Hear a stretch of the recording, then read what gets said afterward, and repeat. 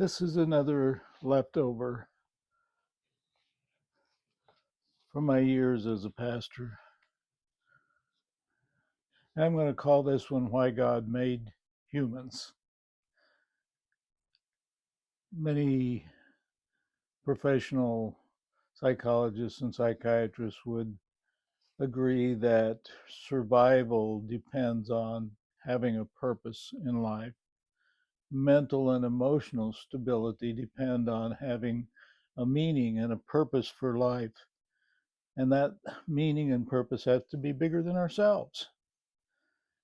God teaches us in the Bible that He created everything and everyone for a reason. He had a detailed design, and He had a plan before He ever began creation. He had a purpose for every single thing and everyone that He created, and specific purposes for every single human. And that's discussed in Ephesians chapter 1. See, God and Christ had pre-planned a special purpose for every single person. And it's important that we know that, since our lives depend on it. And when we do know that, and when we believe that God has a purpose for us, and we believe it to be true, it makes life worth living. And I think that's one of the reasons that so many people struggle so much. If we don't believe that God has a purpose for our lives, then we're on our own. We're trying to find our own way. We're trying to create a meaning. We're trying to create a purpose for our own life. And that's what begins a dog eat dog world, where everybody is after each other, and other people are only rungs on the ladder to get to our own success. I've learned God's plan for me slowly. Not that we can know God's plan, but that we can know He has a plan. And I realize now that I've worried too much about fear of failure when I never needed to even be concerned about it at all. And following God's plan or believing in God's plan has surpassed my wildest dreams, my greatest expectations. I couldn't even imagine the life that He had planned for me.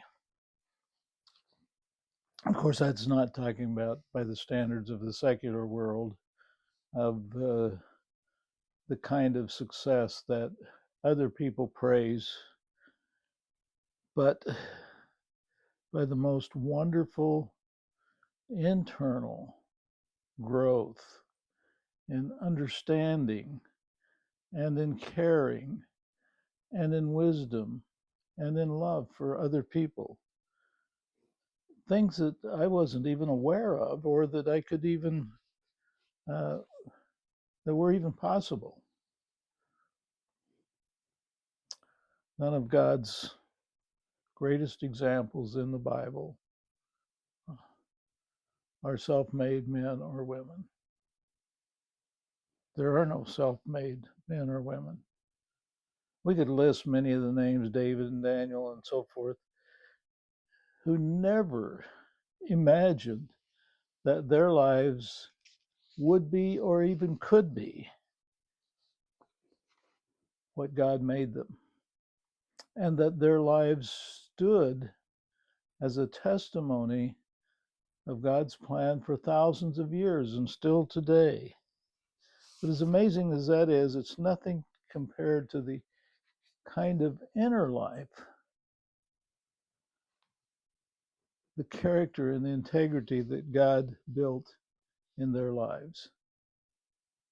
There were two kinds of fame, the external and the internal. One of the many great messages of God's complete involvement in our lives and His plan for our lives is found in Psalm 139. There are many other passages too, but this is really a good one. It describes the way we are. Even if we don't believe it or accept it, that doesn't change who we are. And even if we resist it, it doesn't change it. God has created every person unique and with an indispensable purpose and meaning for this short life on earth. So I'd like to read just a few verses from Psalm 139, beginning with the beginning, verse 1. O Lord, you have searched me and known me. You know when I sit down and when I rise up. You understand my thought from afar. You scrutinize my path and my lying down. You are intimately acquainted with all of my ways or my patterns of behavior. Even before there's a word on my tongue, O Lord, you know it. You have enclosed me behind and before and laid your hand on me. Such knowledge is so wonderful for me. It's too high. I can't attain to it. And then in verse 13, for you did form my inward parts. You did weave me in my mother's womb, chose all of my DNA. I will give thanks to you, for I am fearfully and wonderfully made.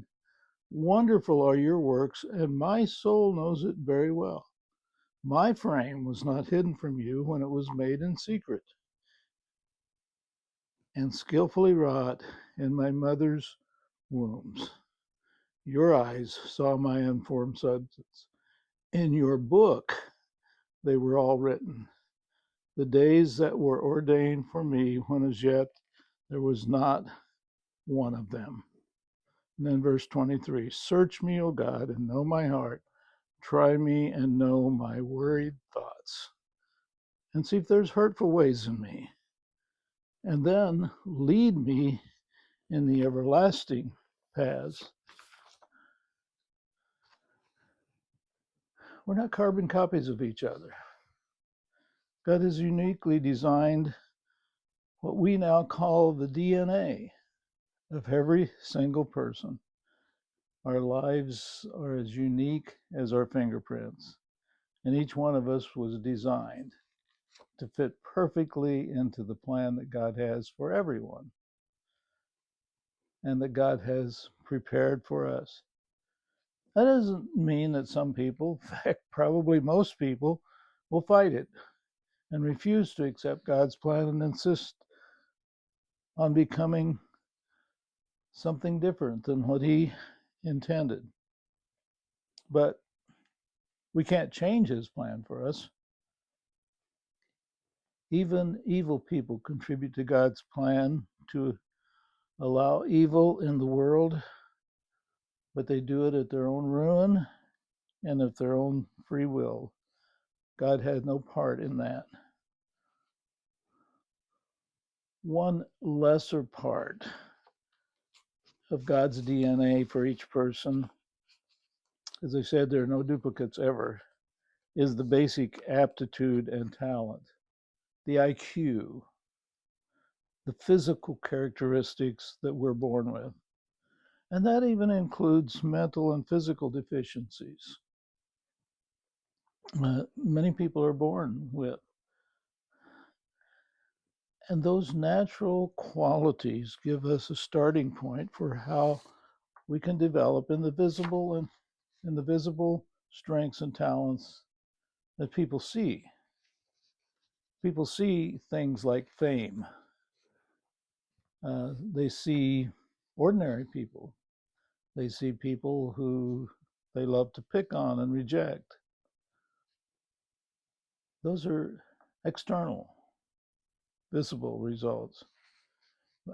For example, I was gifted by God with a good mind and a mechanical aptitude, but almost no musical talent or athletic ability.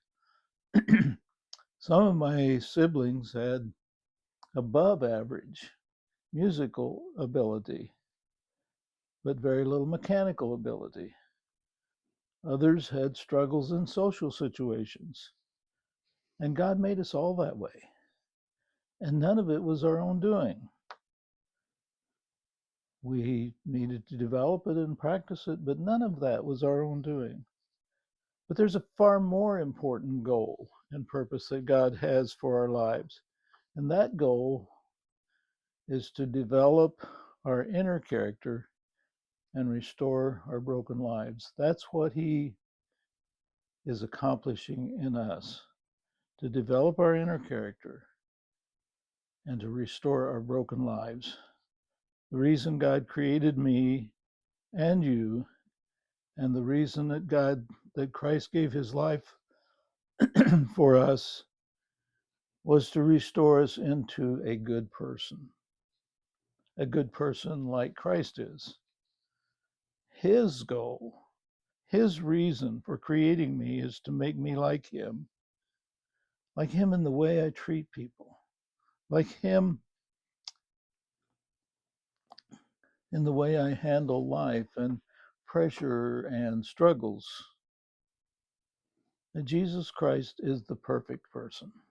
He was the perfect man, and He offers us through His death the gift of new life. But then He offers us a mentorship to develop us into the kind of person who pleases God with our lives, with a life of love and of mercy and of kindness, the fruit of the Spirit. And that's the number one reason that I am on this earth. And that's the number one reason you're on this earth, to gain victory over the sin nature handed to us by the rebellion of Adam and Eve. We love to practice our 3-point shots, our golf swing, our sales pitch,